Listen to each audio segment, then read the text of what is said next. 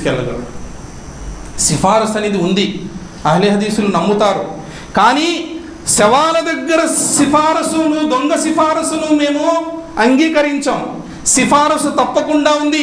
ప్రవక్త గారు సిఫారసు చేస్తారు ప్రళయ దినం నాడు, మరియు ఇతర ప్రవక్తలు చేస్తారు, దైవదూతలు చేస్తారు, ఖురాన్ చేస్తుంది, ఉపవాసం చేస్తుంది, నమాజ్ చేస్తుంది. అందరూ సిఫారసు ఉంది, అందరి సిఫారసు ఉంది. ప్రళయం రోజు ఉంది. ఇక్కడ కాదు, చనిపోయిన శవాల దగ్గర కాదు, దర్గాల దగ్గర కాదు. అది కూడా ఎవరికి?